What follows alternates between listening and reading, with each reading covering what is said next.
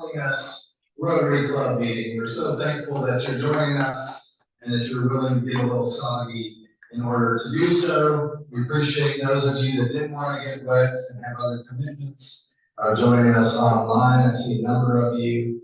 Thank you for joining us, Randy, Rick, Mara, and Max. That looks like it. We appreciate y'all being here too. We're going to get going today, and we're going to have Dr. Bill LeVar, who is our president-elect and survived pets. He's going to give us our invocation today. Well, I'll tell you one funny story about that. So I went over there Friday morning up there about 7:30. Didn't know exactly where I was going, but you know there's a DART train that goes into the airport now. And it was coming out of the airport just at the same time I was going in the airport, and we were underneath the runway, and he hit the horn on that train, and I thought I was going to have a heart attack. I won't tell you what I said, because it's scandalous. But anyway, two things I need to let you know. First off, I just found out a little while ago that Ivan's, the Lou's father, has passed away. So he has gone to Louisiana for that. Secondly, my dear friend, Bob's dear friend, Dan McCarthy, is going into hospice care today at Faith, F-A-I-T-H, Faith Hospice in Dallas. He's been in the hospital last week. I've met him several times. He's hoping to go home, but they can do better care for him on this oxygen in a facility. His decision. It's his decision. It's a good decision. But it is in the final stages of pulmonary fibrosis, which is a horrible, horrible way to die. So let's go to God in prayer. Eternal God, we give you thanks for the blessings of this day. We give you thanks for the rain which is upon us. We give you thanks for this club and its work in our community. We give you thanks for the bounty prepared before us. And ask that you take it to the nourishment of our bodies. But in our thanksgiving, we also lift up the two among us that we know who are suffering this day. We commend them to you in the power of our prayer and ask that your spirit be upon them. Give them a sense of fullness and peace. Keep us this day, all of us, in your peace. In the name of Christ we pray. Amen. Thank you, Bill. My dear friend Richard Raymond is going to lead us in the Pledge of Allegiance. Please place your hand over your heart. I pledge allegiance to the flag of the United States of America and to the republic for which it stands, one nation under God, indivisible, with liberty and justice for all. Y'all may be seated. We're not going to sing today. I know you guys are disappointed. But we do want to keep the meeting moving because we are a few minutes behind. Dr. Parra, our Director of Club Services, is going to introduce our visiting Rotarians and guests. Yeah, it's my pleasure to go ahead and welcome back Aaron also over here. Woo, Aaron! Here at this table, we have John Mosier, the past governor. Oh, John. Thank you for being here, John. All the way from Allen, Texas. Yes. In the rain. We are thankful. Excellent. Thank you, Dr. Parra. And without further ado, we will do some announcements, but we're going to save those till the end. So I'm going to have Terry come up and introduce our speaker for the day. Thank you, Terry. Thank you. Good to see all of you guys here today. Our speaker today is Cynthia Kersley. Cynthia has a very interesting bio. I'll let her share that information with you. However, one I think very interesting fact in her bio is every 8 minutes, a person dies from an opioid overdose. And so that's what Cynthia's going to talk to us today. She has personal, it has touched her life personally, and she created a nonprofit called Livegy, which is a combination of live, or Lab, and Synergy. So 2 or more organizations. So they're gonna talk to us about how they're making a difference in this terrible thing happening in our communities. But please welcome Cynthia. Woo!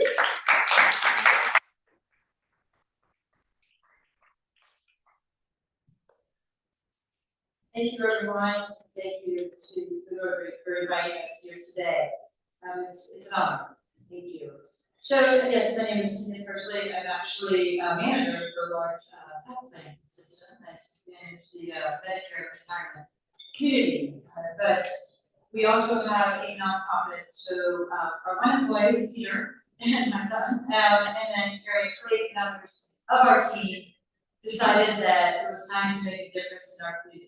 And what is happening is, yes, someone is dying every 8 minutes. And so, what is going on in our country and how do we respond to it to make a difference? So we have a slide presentation that I use just kind of, but I mostly just talk about what's happening. Then I'm going to show you how to use Narcan with naloxone so that in case of an overdose. And you might be wondering, why do you need to know? Right? You're grandkids, your kids, you know people. This is something that's happening to unconsensual users. So these are people that are taking something, a pill usually, that is really a fake pill. So there's no medicinal value in it, and it is simply a fake pill with what it contains fentanyl. And it's not a Xanax or an Adderall or anything like that. So what you want, the reason why we think it's so important that everyone knows about it is you don't know what's going to affect. You want to be prepared in case of an emergency. So what is fentanyl? How has it caused so much damage so quickly to our nation? It is the #1 killer, 18 to 45. I don't know if people realize that sometimes, but right now that age bracket of 12 to 16 is approaching into that 18 to 45 age bracket. So more than cancer, suicide, car accidents, it is the #1 killer right now, fentanyl. So how does it affect everyone? And what is Narcan? And then what to do in case of emergency. So, simply put, by Governor Greg Abbott, it is a killer and they're falling victims of the cartel that are producing it. Who produces it? Fentanyl is a synthetic opioid. Okay, it is created, it is not something that is grown, there's no sunlight needed, water. It is a chemical that is created very cheaply and is very lightweight. I'm going to pass out, Peter, could you pass out the little canister? I'm going to show you, it only takes 5 grains of salt of that equivalent. I'm going to show you something else too. I'm coming back there. Hold on. Okay, I need a sugar packet. This packet right here, if this was fentanyl, it would kill 500 people. So how easy is that to transport? How easy is it to disguise it? How cheap it is to make? So that's why it is so frightening right now, because it is so cheap and it is so easy to transport. Synthetic opioid made in a house. And so what is happening is it is a combination of these chemicals that creates fentanyl, and then it's being mixed with vitamin C with other compounds, and they're pressed into fake pills. So if you are getting an illicit drug, you're getting something online that you think is an Adderall or a Xanax or Percocet, it is not. 9 out of 10 pills right now that are purchased online that kids can go on, adults can go on, can go get it, adults can go on their phone, it is actually not delivered to you. So, and it doesn't cost too much. So within 30 minutes, you can have that medication delivered to your home, but it's really not what it's said to be. It is actually fentanyl. 9 out of 10 are laced or they are just simply fentanyl. And the scary part is that when they make these fake pills and they press them, there is not an even amount in each pill. So you may get an amount that can kill you, and I may take it from the same batch of pills, I may take one that just gives me a little high. And because it is extremely addictive, the goal here from cartels and others who sell their drugs are to create an addictive society, because now we're coming back to that. So if I take it 3 or 4 times, I need an Adderall, right? I'm at school, I need an Adderall, I need to take it to study for my test, and now, wow, I felt really good taking that. And you go back and buy it again and again, and soon enough, there's an addiction process that started. So it's creating a very addictive society, and that's why it is so important that everyone knows where it is found and how it is hidden. Just some facts about fentanyl, it's been around for a long time. If anyone who's had surgery, probably have fentanyl. It is clinically approved for surgeries, and it's actually very effective, and because it slows your breathing. So if you've had surgery, and now physicians are telling you, though they talk about it now, when you're receiving fentanyl before your surgery, they'll say, hey, we're gonna be giving you this, so that you're aware of it, just because of everything that's going on. So most of us have probably had surgery, but in that setting, it works wonderfully, and so then there's also fentanyl patches, which you can get that slowly release, but this is all medically purchased, right? And so that way, that's what we're the right way to use it. But they found an evil way to use it, which is hiding it in does. So, should we go to, I kind of covered those in the thank you. How did we get here? If you look at that first line, it's really hard to get, even with the DDA who I meet with, it's really hard to get like data for last year even, but it's over 140,000 people have passed away or dying every day. And now it's at the point of 140,000 a year. It's now over 350 people a day are dying from this poison. So if you can see from that line right there, how, even 1919, 1999, 2000, kind of comparable with heroin. Now you don't even hear it. DA's like, we don't even deal with heroin anymore. It's all fentanyl that's out there. And because it's also in cocaine, things like that. But right now, that #1 killer is your fentanyl right there, which skyrocketed in 2019 to 2021. This data is from 2021. They're accumulating more accurate data, but when I speak to the DEA, they have more accurate data that say over 140,000 last year. And actually, this year already is, and if you visualize this, because it took me a moment to visualize this year already, there's enough fentanyl that's come into our country to kill everyone in Texas, Arkansas, Oklahoma, Mississippi, and Arizona. So already in these 3 months, enough fentanyl has come in to kill basically our whole central population, or southern population. So that's why over 300 people are dying a day. And it's really important to mention though that it's the I keep coming back to that. It's the unconsensual use. It's the teenager, or it's someone that was taking oxycodone after surgery, can't get it anymore because you're kind of limited to how much you can take. But they're very addictive drugs. So it's the cheerleader, it's the football player, it's the lawyer. I spoke to someone the other day at a meeting on Saturday whose friend is an attorney who took his Xanax and didn't wake up. And so a mother said to me about 6 months ago when I started really meeting with the parents, she said to me, I knew I would be the first one to find my daughter. I never thought I would be the last. 15-year-old daughter, cheerleader, straight A student. And what's happening now is a lot of parents are finding their kids past 20 deceased in their bed. And it really is a horrific death because you suffocate. And so it's a drama. And I'll stop being so negative. So why is it so important? Last year, over 40,000. At the time, this was last year, it was 6 out of 10 kills, now it's 9 out of 10 kills. And in just a year's time, it has jumped up to that. And COVID-19 really had a lot to do with this, from what research is saying. A lot of mental health issues came out of COVID. A lot of the kids were on their phones, they could purchase anything, get it really quickly, they were bored, lost their social interaction. So that seclusion did affect this a lot, and that's why you saw that spike in 4 years ago, where all of a sudden now there was an increase. Ages 12 and up as well, now it's increased over 200% of the deaths in that age bracket. So why do we fight back? And education and awareness, honest, open, judgment-free conversation, and I've given a couple of these on the table, so these are just samples for you to play with and feel.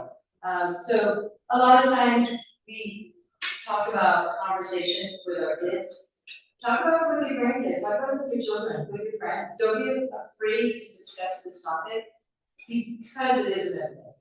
So there should be no fear, hopefully, and no stigma. Don't judge someone so that they can have that conversation. There are so many resources out now that are changing, that are they're better resources. You don't have to go into full recovery for 2 months and stop your life. There are outpatient services. There are a lot of different services to help people with this. Next slide. Thank you, sir. Okay. Always make sure that your prescription medications are thrown away correctly. Something we don't really talk about too often. And we just leave our pills, and I've done it. Make sure you dispose of it correctly. If you go to any pharmacy, this is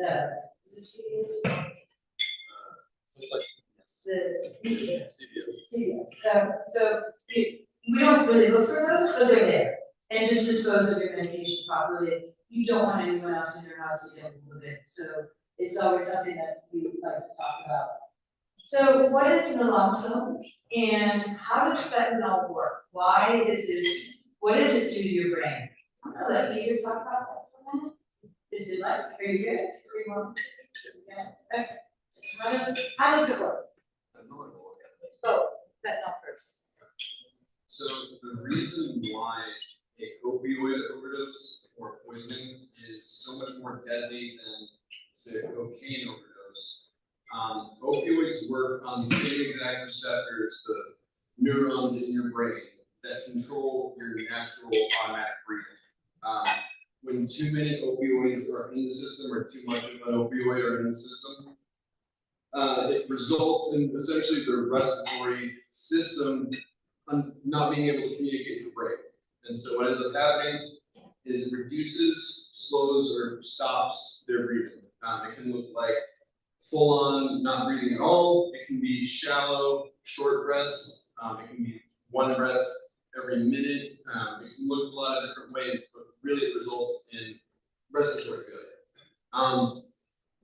The opioid reversal drug naloxone or Narcan by the brand name that we put on the tables over there, when that is used, what it does is it goes into the brain, or the nerves rather, and disconnects any opioids that are attached and active on the brain.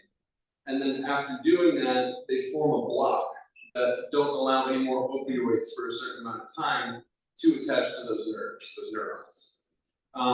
It only lasts, it depends on the variation of naloxone, and it depends on how much somebody took, but generally the block lasts for about 30 minutes to an hour with the nasal spray. And it's very important that if someone is revived using Narcan or naloxone, that they're brought to the hospital and immediately monitored. After that 30 minutes, if someone took something like a pill that's slowly releasing in their stomach over time, if the block wears off before that pill is fully gone through their system, they can fall right back into that poison state, even if they've been naloxone and all that. So it's very important to get them to the hospital. And that's really how it works in the brain.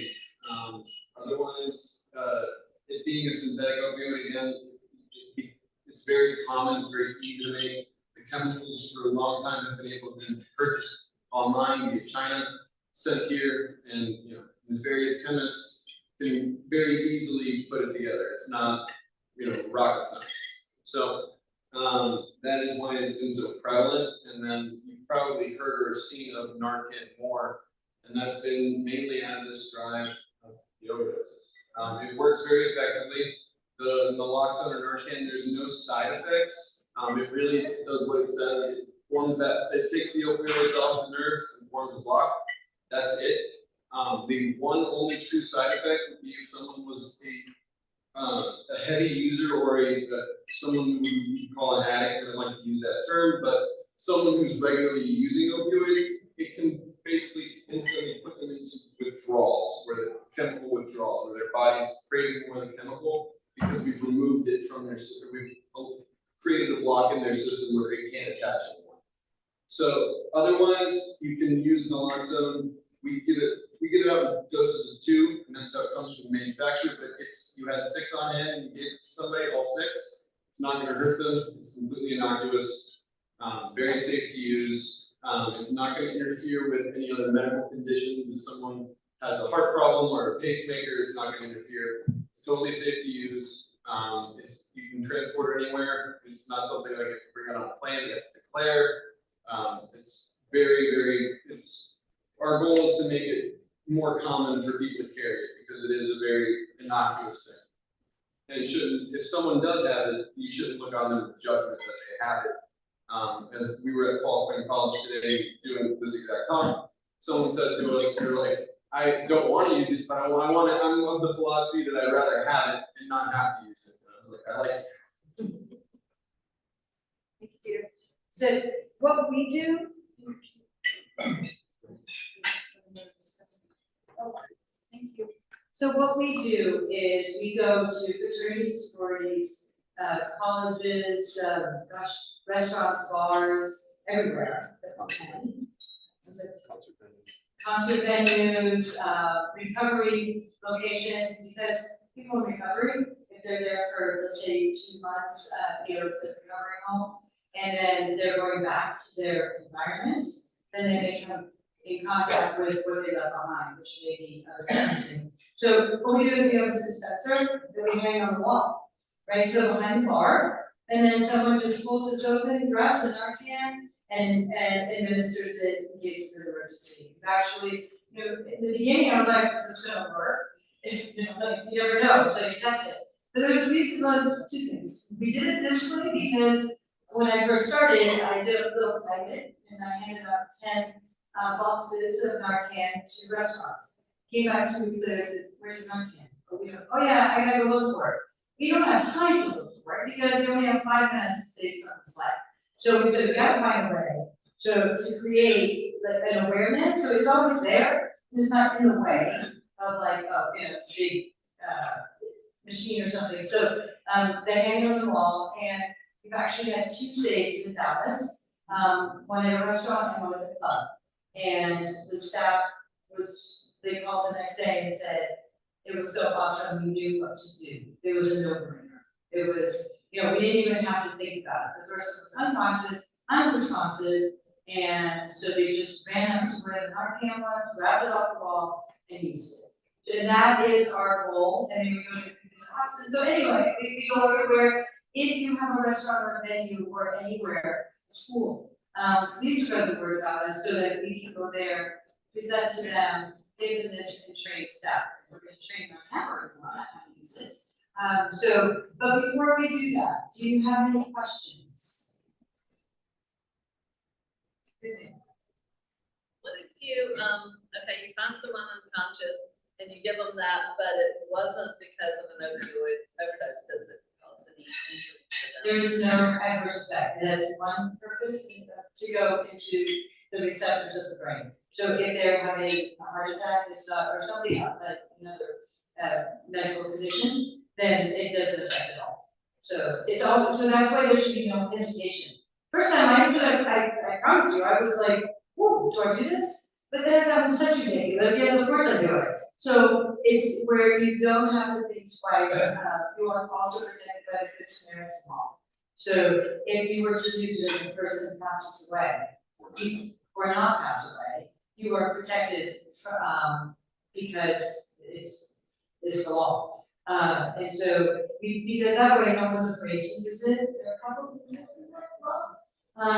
If you have been criminally, if you have a felony, if you have prior drug charges, then there could be, that law doesn't protect that as well, but 99% of the time, it protects you unless you have previous charges. But what we tell people is, some people are afraid, like the college students ask me all the time, what if we're both using it, and we both took a pill, or we did cocaine, and so it's in marijuana, the the edibles, it's in the wax, it's in the vapes, the marijuana vapes, so it's everywhere. So the kids ask me, you know, what if I'm, you know, partying or whatever, and, or I didn't know, but I had taken something, am I in trouble? And the answer is no, just, your number one purpose right now is to save your rent, and call 911. It's true. This is one dose? Yes. They're in here, No, sorry.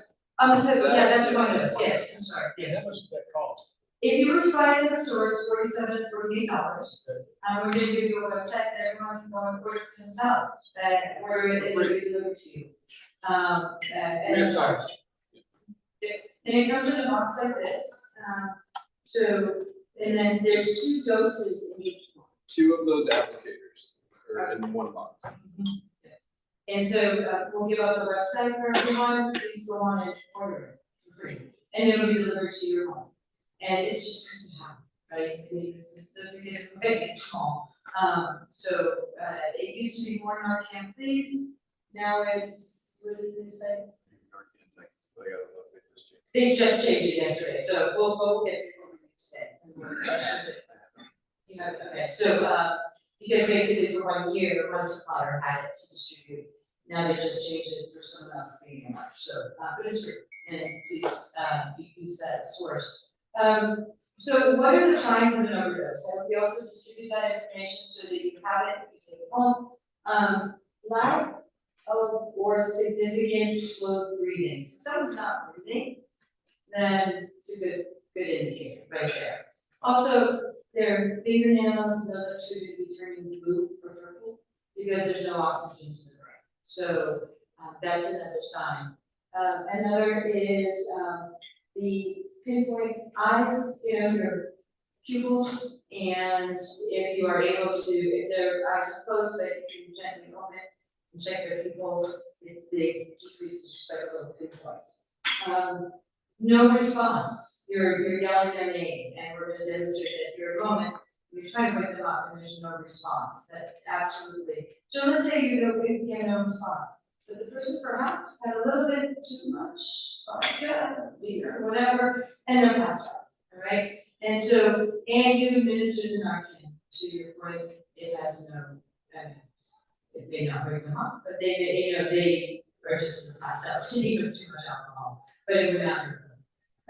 And then also, sometimes it's a gurgling sound, because they're suffocating, so they're grasping for air, so it's not like a snoring and a gurgling sound as well. There can be some vomiting, and a lot of times though, the vomiting occurs after you have administered the Narcan and they've responded to you.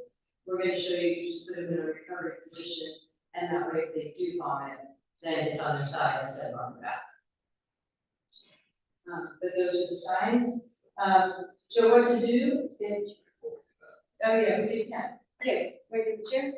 Yeah, we're gonna, it's normally the person is laying down. So. Is this in the camera? I can yell, I'm brief, I can yell really loud. You might want to come right in front so it can be on camera, they can see it. Okay. Plus we record this and other people watch it. So. Oh, thank you. Okay. All right.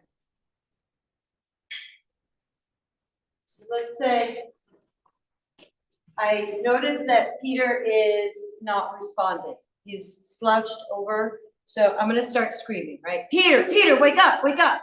And I'm not getting a response. And you can just rub here, because right here, that sternum rub, it's gonna, sorry, it does hurt. So, and now you're trying to, but I'm not getting a response from Peter. Okay, so I am now, and I'm checking a couple things, checked his nails, oh my gosh, they're blue. Or even if they're not, and he's not responding, use the Narcan, okay? So what you're gonna do is, I would lay him down on the floor. So let's, in our heads, think he's laying on the floor, and kind of lift his head up a little bit so that his nose is in this position. And then now I'm gonna run and grab this, if it's close by. And I'm also calling 911. But let's say there's a couple of us, I'm gonna point to you and say, call 911. And what you're gonna say is, I am suspect of someone experiencing an opioid overdose, or just overdose, you have to say opioid. And then you can go into the details, but if you say, I am suspect of that, then now EMS knows, okay, we've got a few minutes here to get there to save this person. Because I said earlier, it's 5 minutes and someone can be deceased. It's that overdose happens so quickly. So always, even if you're just suspect of it, you could just say that on the phone. They respond very quickly. So EMS is on its way. But what I'm doing though, also if you're calling 911, I've grabbed my Narcan, I've opened it up, and do not test. You're not testing. You don't have to test it. Okay. There's one dose in here. So like this morning, I didn't take my Flonase, but if I had, I always just do that little like spray, make sure that there's something in there. I promise you there's a dose in each one of these, but it's only one dose. So you don't want to practice it because then you waste it. So what you're going to do is the little button sitting out, you grab it here, and you are going to just put it up his nostril, press the button. You'll hear the like the spray, and it clicks into position. You'll hear a little click, and you know that you've administered all of it. So now that I've administered this, I've got 911 coming. Peter's still unresponsive, but I am going to put him on his side. Okay, what's called the recovery position. And so he's going to be laying on his side, put his arm under his head, and like he's showing right there, put one foot up a little bit so that they don't fall backwards, right? We don't want him vomiting on his back. So just in case, hopefully he's going to wake up. So, oh, that's right. Go ahead, you can say it loud. And then one part is to use their leg to turn their hips. If you turn their hips, the rest of their torso will follow. That's often the easiest way, especially if it's a woman responding to a larger man. It will be easier to just take the leg and bring it over their other leg, and so that'll turn their hips. Back to you. So now he's on his side, he hasn't responded. It's been 1.5 minutes. What I'm gonna do is I'm gonna lay him back on his back again. Okay, because I'm gonna grab my other dose, and I'm gonna go to the other side, and I'm going to administer it in his other nostril. Okay, so now I've given him 2 doses. And again, putting him in on the side, pushing him from the hip, and now Peter is starting to respond, and 911 is coming. It's so important for them, hopefully, to go with 911 and not fight you on that. Because as Peter explained, it can come back, right? So, excuse me. So now, you want 911 there. You want them to go with them. Sometimes people refuse to do it. Sometimes they're cranky when they are revised because they have lost their high, right? I'm gonna let you talk for a minute. And not only have they lost their high, if they are somebody who's suffering from substance use disorder, then it can also, like I said earlier, cause them to go into withdrawal. So the thing we see on TV or we hear about rehabs, but how painful it is. So they can, on occasion, some people will wake up very disoriented and possibly upset. But at the end of the day, the number of that happening is very low. If something does happen where they get aggressive, obviously we recommend staying safe and protecting yourself, getting out of the scenario. But ideally, we're staying with that person until 911 is arrived. One thing to note, if you have naloxone on your person or within very quick reach, use the naloxone first and then call 911. That's just a good order of operations that we're trying to restore their breathing. That can help buy time for the first responders if it's raining and traffic is like it is today. Otherwise, if you're by yourself, use the naloxone first if possible, but if it's something where you have to leave and go find it, then call 911 first and try to assign somebody else to go find it, and you stay with them if possible. If not, it's kind of a little harder to navigate by yourself, but call 911, find the Narcan, then use it. So it's you stay with the person and you spray, and then you just stay with them again. And that's really, it's very simple. There are different brands of and this is Narcan. There's another manufacturer out there as well now, that is, I believe, spreading vitamins, what is it called? Flexada, which It's is. the same drug, it's naloxone, same compound, just different branding, and they give it with double the dosage, so this is 4 milligrams that we use and have, but they give out 8, so it's 8 and 8 versus 4. And that is coming into Texas as well, so there's different products out there. And something to note about the beginning where the demonstration, to point to my mom's point, the signs are very general. These are kind of general guidelines. They're not all going to look the same. There's no real concrete way to tell. Oftentimes, statistically wise, someone is more likely to be suffering from an opioid poisoning than a car wreck. So more often than not, it will be that. So it is good to just assume that if they're unresponsive in any way, or maybe slow, almost unable to speak, just seeming generally out of it, it's a good safe bet. You can't rely on any one sign. The pupils and the vomiting are very common signs of opiates in general, so it could happen potentially and not be an overdose. So it is kind of up to your best judgment. And the thing we look for is the breathing and the responsiveness. So, You've not said anything about doing CPR. yes, that's the next step. Thank you for reminding us of that.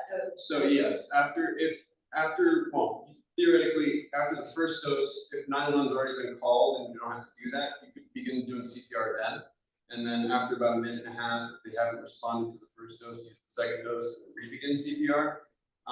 If you can't do it in that minute and a half between the dosages, immediately after the second dose, while you're waiting for EMS or first responders, you're going to want to either administer rescue breaths, which is just the breathing part of the CPR, or full-on CPR with the chest compressions. Thank you. Great point.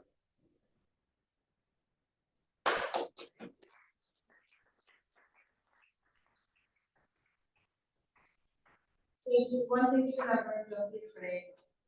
It does affect 1 out of 10 families. We were affected. My stepson did pass 43 years ago.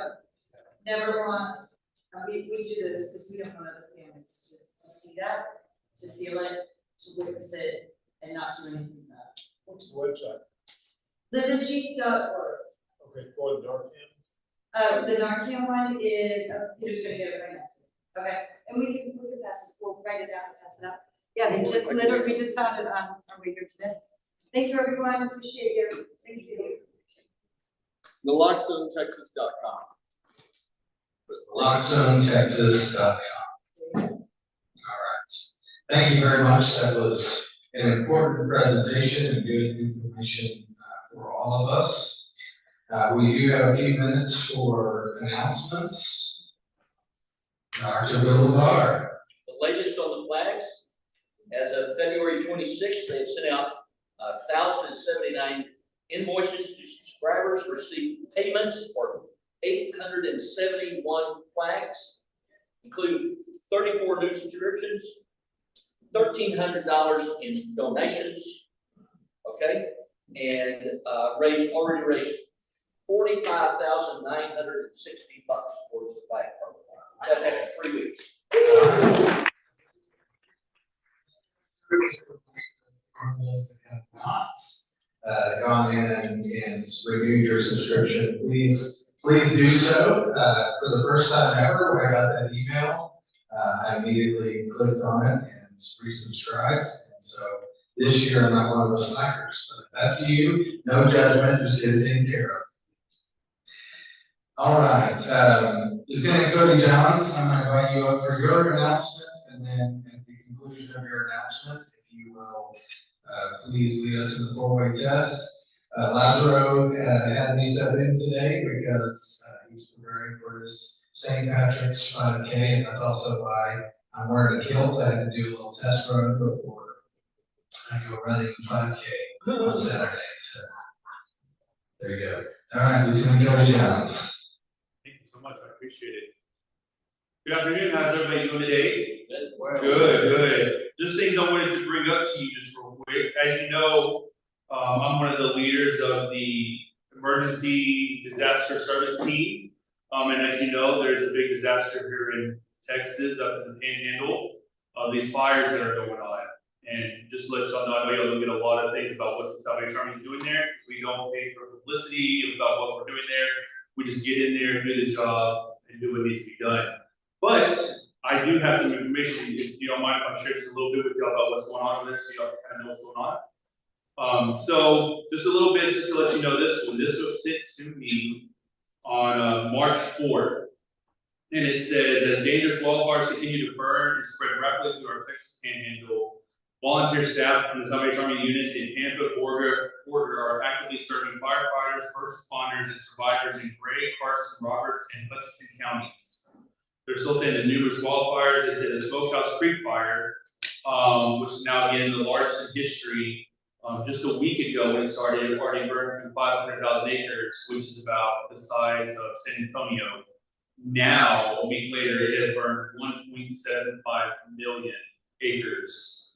Now, and only remains at 15% contained, even after the sleep that they had before. They are saying they are hoping that a cold front is supposed to be coming in on Monday to hopefully provide some help for the firefighters. But right now, there's been over 400 structures that have been damaged with this. And tragic loss of tens of thousands of cattle also being burned with this fire. But right now, the Salvation Army continues to support agencies, the firefighters from across the state and beyond responding to multiple wildfires. We are including these things called blessing bags to all the firefighters, which in there it contains a drawstring bag that has snacks including crackers, cookies, beef jerky, pickle water, hygiene items to benefit the firefighters working in these incredible challenging conditions, baby wipes, eye drops, chapstick, paint, the headache medicine, linseed wipes, baby powder, and also drip drop powder to make sure that we're taking care of our firefighters as they're in the front lines of this. And the last thing I want to say, as of Monday of March 4th, we have provided 1,500 meals, 2,100 drinks, 2,200 snacks, and have passed over 140 blessing bags to the firefighters, and have provided over 7 thrift store vouchers, which if you don't know what that is, it's if the families have lost everything in their homes. We get vouchers so they go to the thrift store and hopefully get something that they can need during this process. So as of now, that is what's going on there. So continue, I mean, 15% contained is not a lot.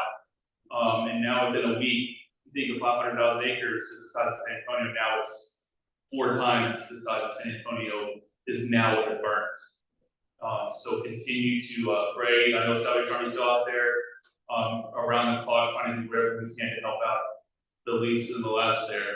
So continue to pray for that. And as more updates come in, I will let y'all know. Hopefully next week I'll have something else to let y'all know what's going on. So thank you for allowing me to share that. And the last thing I want to say is we're doing the Save the Date. So Save the Date cards for our lunch that's going on this year again. Benefit our Boys and Girls Club. So if you would like one of the Save the Date cards, please let me know and I'll give it to you. That is all I have. So if you please stand and join me in the 4-way test of the things that we think, say, or do. First, Is it true? Second, Is it fair to all concerned? Third, Will it build goodwill and friendships? and fourth, Will it be beneficial to all concerned? Appreciate you all. If you're a board member, please stay after for a quick unofficial meeting. Thank you.